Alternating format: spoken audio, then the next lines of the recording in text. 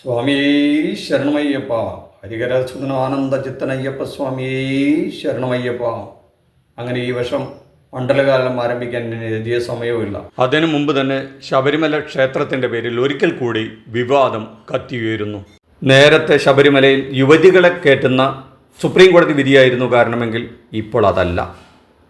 തിരുവിതാംകൂർ ദേവസ്വം ബോർഡും സർക്കാരും ചേർന്ന് ഒരാഗോള അയ്യപ്പ സംഗമം നടത്താൻ പോകുന്നു അത്രേ.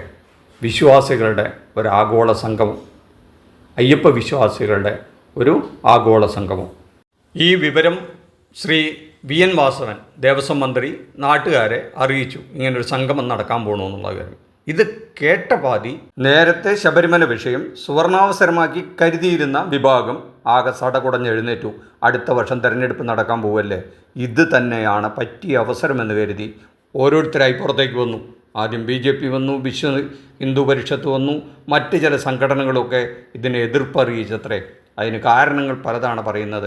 സ്റ്റാലിനെ, അതും ഈ സനാതനധർമ്മത്തെ എതിർത്ത, അതിനെതിരായി സംസാരിച്ച സ്റ്റാലിനെ ഈ അയ്യപ്പ സംഗമത്തിലേക്ക് ക്ഷണിച്ചു എന്നാണ് പറയുന്നത്. അതൊരു കാരണമായി പറയുന്നുണ്ട്. പക്ഷേ വാസവനും അല്ലെങ്കിൽ സർക്കാരും ദേവസ്വം ബോർഡൊക്കെ പറയുന്നത് സമീപ ദേശങ്ങളിൽ, സംസ്ഥാനങ്ങളിൽ നിന്ന് ധാരാളം വിശ്വാസികൾ ശബരിമലയ്ക്ക് വരുന്നതാണ്. തമിഴ്നാട്, ആന്ധ്ര, കർണാടക, നോർത്ത് ഇന്ത്യയിൽ നിന്ന് അപൂർവമായിട്ടാണെങ്കിലും വലിയ പ്രചാരമൊക്കെ കിട്ടിക്കൊണ്ടിരിക്കുന്നുണ്ട്. ലോകത്തിലെ പലയിടത്തു നിന്നും ഇപ്പോൾ ശബരിമലയിലേക്ക് നല്ല തോതിൽ വിശ്വാസികൾ വരുന്നുണ്ട്. അതുകൊണ്ട് ലോകമെമ്പാടുമുള്ള, സൗത്ത് ഇന്ത്യയിൽ പ്രത്യേകിച്ചുമുള്ള വിശ്വാസികളെ എല്ലാം റെപ്രസെൻ്റ് ചെയ്തുകൊണ്ട് അവിടുത്തെ സർക്കാരുകളെയും സംഘടനകളെയും കേരളത്തിലെ അയ്യപ്പ വിശ്വാസികളുടെ സംഘടനകളെയും എല്ലാം ക്ഷണിക്കുമെന്ന് പറഞ്ഞിട്ടും ഇവർക്ക് വിശ്വാസം പോരാ എന്നാണ് പറയുന്നത്. അതുകൊണ്ട് തന്നെ ഇത് വലിയ കലാപമാക്കി തീർക്കാനായിട്ട് ഒരുക്കൂട്ടുന്നു എന്നാണ് പുറത്ത് കേൾക്കുന്ന വാർത്തകൾ. അത് ഈ അടുത്ത കാലത്തൊക്കെ ചില TV ചർച്ചകളിൽ വിശ്വ ഹിന്ദു പരിഷത്തിൻ്റെ നേതാക്കളെന്ന് പറയുന്നുണ്ട്. സ്റ്റാലിനിവിടെ എന്താ കാര്യം? ഇത് മാത്രമല്ല, ഈ അവിശ്വാസികളുടെ സർക്കാരാണത്. അവരെന്തിനാണ് ഈ ഇങ്ങനെ ഒരു അയ്യപ്പ സംഗമം നടത്തുന്നത്? പണ്ട് നമുക്കറിയാം, പമ്പയിൽ ഏതാണ്ട് ഈ കൊറോണ കാലഘട്ടം വരെയും പമ്പാ സംഗമം എന്നൊരു പരിപാടി നടത്തിയിരുന്നു. അങ്ങനെ പമ്പയിലെ ആഞ്ജനേയ മണ്ഡപത്തിൽ എല്ലാ വർഷവും ഭംഗിയായി നടത്തിക്കൊണ്ടിരുന്നതാണ്. അതാ കൊറോണ കാലത്ത് നിർത്തിവെച്ചതാണ്, പിന്നീട് പുനരാരംഭിക്കുകയുണ്ടായിട്ടില്ല. അപ്പോൾ അതും വീണ്ടും ആരംഭിക്കണമെന്ന് തിരുവിതാംകൂർ ദേവസ്വം ബോർഡ് ആലോചിക്കുന്നുണ്ട് അത്രേ.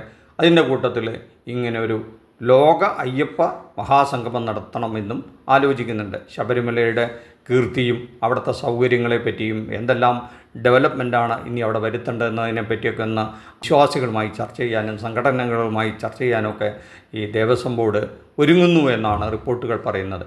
പക്ഷെ അതൊന്നും ഈ വിശ്വ ഹിന്ദു പരിഷത്തിനും പ്രത്യേകിച്ച് BJPക്കും അങ്ങ് രുചിച്ചിട്ടില്ല, അല്ലെങ്കിൽ രസിച്ചിട്ടില്ല. അത് ഈ അടുത്ത തെരഞ്ഞെടുപ്പിനെ കൺമുന്നിൽ കണ്ടുകൊണ്ട് കമ്മ്യൂണിസ്റ്റ് ഗവൺമെൻറ് ചെയ്യുന്നൊരു ചെപ്പടി വിദ്യയാണെന്നുള്ള ആരോപണമാണ് അവർ ഉന്നയിക്കുന്നത്. എന്താണ് ഈ അവിശ്വാസികൾക്ക്, കമ്മ്യൂണിസ്റ്റുകൾക്ക് ഈ വിശ്വാസവുമായി അല്ലെങ്കിൽ ശബരിമലയുമായി എന്താണ് അവർക്ക് ബന്ധം, എന്താണ് അവർക്ക് അവിടെ കാര്യം എന്നുള്ള ചോദ്യങ്ങളൊക്കെ ഉയർത്തുന്നുണ്ട്. കേരളത്തെ അറിയുന്നവർക്കറിയാം, ബഹുഭൂരിപക്ഷവും വിശ്വാസികളാണ്. എന്നാൽ അതിലെ ബഹുഭൂരിപക്ഷവും കമ്മ്യൂണിസ്റ്റ് ആശയങ്ങൾ ഉയർത്തിപ്പിടിക്കുന്നവരുമാണ്. ഒരേ സമയം ഇൻക്വിലാബ് സിന്ദാബാദും അതേസമയം സ്വാമിയേ ശരണമയ്യപ്പ എന്നും ഉറക്കെ വിളിക്കുന്നവരാണ് കേരളത്തിലെ മഹാഭൂരിപക്ഷം ഈ അയ്യപ്പ വിശ്വാസികളും എന്ന് ആർക്കാണ് അറിഞ്ഞുകൂടാത്തത്? അവരുടെ എല്ലാ ഭൗതികമായ ആവശ്യങ്ങൾക്കും കമ്മ്യൂണിസ്റ്റുകളെ കൂട്ടുപിടിക്കാറുണ്ട്. അതേസമയം അവരുടെ ആത്മീയ വിശ്വാസങ്ങളെ അവർ മുറുകെ പിടിക്കാറുമുണ്ട്. അതെല്ലാവർക്കും അറിയുന്ന കാര്യം തന്നെയാണ്. 2018 സുപ്രീം കോടതിയുടെ വിധിപ്രകാരം യുവതികളായ സ്ത്രീകൾക്ക് ശബരിമല കയറാം എന്ന വിധിയെ തുടർന്ന് ബിന്ദു അമ്മിണിയും റഹ്ന ഫാത്തിമയും മല ചവിട്ടി കയറിയതും അതിന് സർക്കാർ, പ്രത്യേകിച്ച് പിണറായി സർക്കാർ കൂട്ടുനിന്നു എന്നുള്ള ആക്ഷേപവും കേരളത്തിലുണ്ടാക്കിയ കോലാഹലം ചില്ലറയൊന്നുമല്ല, കലാപഭൂമിയായി മാറി. NSS അടക്കമുള്ള സാമുദായിക സംഘടനകൾ സർക്കാരിന് എതിരെ തിരിഞ്ഞു. ആചാര സംരക്ഷണ റാലികൾ നടത്തി. മൊത്തത്തിൽ വിശ്വാസികളായ സ്ത്രീകളെല്ലാം തെരുവിലിറങ്ങി. വലിയ കലാപമാണ് ഇടതുപക്ഷത്തിനെതിരെ അന്ന് ആഞ്ഞടിച്ചത്. 2019 നടന്ന ലോക്സഭാ തെരഞ്ഞെടുപ്പിൽ ഇടതുപക്ഷത്തിന് നെല്ലം തൊടാനായില്ല എന്നുള്ളതും അതിൻ്റെ പ്രധാന കാരണം ഈ ശബരിമല വിഷയമായിരുന്നു എന്നുള്ളതും മാർക്സിസ്റ്റ് പാർട്ടി മനസ്സിലാക്കി എന്നാണ് ചരിത്രം പറയുന്നത്. അത് മനസ്സിലാക്കിയ CPM കോടിയേരി ബാലകൃഷ്ണൻ സഖാവിൻ്റെ നേതൃത്വത്തിൽ വിശ്വാസികളുടെ വീട് കയറിയിറങ്ങി തെറ്റേറ്റു പറഞ്ഞു എന്നൊക്കെയാണ് പുറത്ത് സ്വകാര്യമായിട്ടെങ്കിലും പറയുന്നത്. എന്തായാലും 2021 നടന്ന അസംബ്ലി തെരഞ്ഞെടുപ്പിൽ എന്തായാലും അങ്ങനെ ഒരു ജനവികാരം CPM-നെതിരായിരുന്നില്ല. പിണറായി സർക്കാരിനെ തന്നെ രണ്ടാം വട്ടവും ചരിത്രത്തിലാദ്യമായി കേരള ജനത നെഞ്ചേറ്റി എന്നുള്ളതും മറന്നുകൂടാ. എന്നാൽ കഴിഞ്ഞ ദിവസം ശോഭാ സുരേന്ദ്രൻ എന്ന BJP നേതാവ് പറഞ്ഞത് പിണറായി വിജയൻ അയ്യപ്പൻ്റെ ശാപമുണ്ടെന്ന് പാലക്കാട്ട് നിന്ന് പോയൊരു ജ്യോത്സ്യം പറഞ്ഞു അത്രേ. അദ്ദേഹത്തിൻ്റെ കുടുംബത്തെ അയ്യപ്പശാപം വേട്ടയാടുന്നുണ്ടത്രേ. അങ്ങനെ അയ്യപ്പൻ ശപിച്ചിരുന്നെങ്കിൽ 2021 വീണ്ടും അധികാരത്തിൽ വരുമായിരുന്നു എന്നുള്ളതും കൂടെ ശോഭാ സുരേന്ദ്രൻ പറഞ്ഞാൽ നന്നായിരുന്നു. ശോഭാ സുരേന്ദ്രനാണ് തെരഞ്ഞെടുപ്പിൽ തോറ്റുപോയത് എന്നും നമുക്കറിയാം. എന്തായാലും ശബരിമലയുടെ വികസനവുമായി നടക്കാൻ പോകുന്ന ആഗോള അയ്യപ്പ സംഗമം വലിയ പദ്ധതികളാണ് മുന്നോട്ട് വയ്ക്കുന്നത് അത്രേ. ഏതാണ്ട് 1300 കോടി രൂപ ചെലവ് വരുന്ന ഒരു ബൃഹത് പദ്ധതിക്ക് ശബരിമലയുമായി ബന്ധപ്പെട്ട് പ്ലാൻ ചെയ്യുന്നുണ്ട്. അവിടെ 2029 ഒരു വിമാനത്താവളം യാഥാർത്ഥ്യമാകും, റെയിൽവേ കണക്റ്റഡ് ആകും. ശ്രീ അയ്യപ്പനെ വിശ്വാസികൾക്ക് സുഗമമായി ദർശിക്കാനുള്ള സൗകര്യമൊരുക്കാൻ കഴിയണമെന്നാണ് ഈ ആഗോള സംഗമത്തിൻ്റെ ഉദ്ദേശം. അതിനുവേണ്ടി എല്ലാ സംഘടനകളുടെയും അയ്യപ്പ വിശ്വാസികളുടെയും നിർദ്ദേശങ്ങൾ പരിഗണിക്കുക കൂടിയാണത്രേ ഈ സംഘം ഉദ്ദേശിക്കുന്നത്. അങ്ങനെ നമ്മുടെ നല്ലത് നടക്കട്ടെ, ശബരിമലയിൽ വികസനം വരട്ടെ, അതുവഴി കേരളത്തിനും ഗുണകരമാകട്ടെ എന്നുള്ള സച്ചിന്ത എന്തുകൊണ്ട് ഈ ആൾക്കാർക്കുണ്ടാകുന്നില്ല? എല്ലാത്തിലും കുറ്റം കണ്ടെത്തുക, തങ്ങൾക്കിഷ്ടമില്ലാത്ത ആരെന്ത് ചെയ്താലും അതിനെ പഴിചാരുക എന്നുള്ള ഒരു സ്വഭാവം നമ്മൾ മലയാളികളൊന്ന് മാറ്റിവെക്കണം. വിശ്വാസികളെ മുതലെടുത്തുകൊണ്ട് വോട്ട് സമ്പാദിക്കുക എന്ന ലക്ഷ്യത്തോടെ അല്ലാതെ ആധ്യാത്മിക കേന്ദ്രങ്ങളെയോ ദൈവസന്നിധികളെയോ കാണണമെന്നാണ് വിനീതമായ അഭിപ്രായം.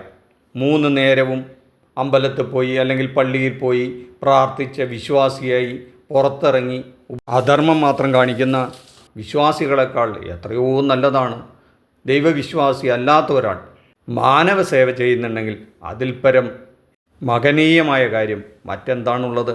അതാണ് ദൈവസന്നിധിയിൽ പ്രകീർത്തിക്കപ്പെടുക. അതുകൊണ്ട് തന്നെ ആയിരിക്കണം ഇത്തവണ NSSൻ്റെ ഒരു ഭാരവാഹി ഈ സംഗമവുമായി സഹകരിക്കുമെന്ന് പറഞ്ഞിരിക്കുന്നത്. NSSൻ്റെ ഔദ്യോഗിക നിലപാടെന്താണെന്ന് പറഞ്ഞ് കേട്ടില്ല. എന്നാൽ പോലും അതിൻ്റെ ഒരു പ്രധാന ഭാരവാഹി ഈ മഹാസംഗമവുമായി സഹകരിക്കുമെന്ന് പറഞ്ഞിട്ടുണ്ട്. എന്തുകൊണ്ടാണ് ഹിന്ദുക്കളുടെ ക്ഷേത്രത്തിൽ മാത്രം സർക്കാർ ഇടപെടുന്നത്, ദേവസ്വം ബോർഡുകൾ നോക്കുന്നത് എന്ന ചോദ്യങ്ങൾക്ക് ഒരുപാട് ചരിത്രം പറയേണ്ടി വരും.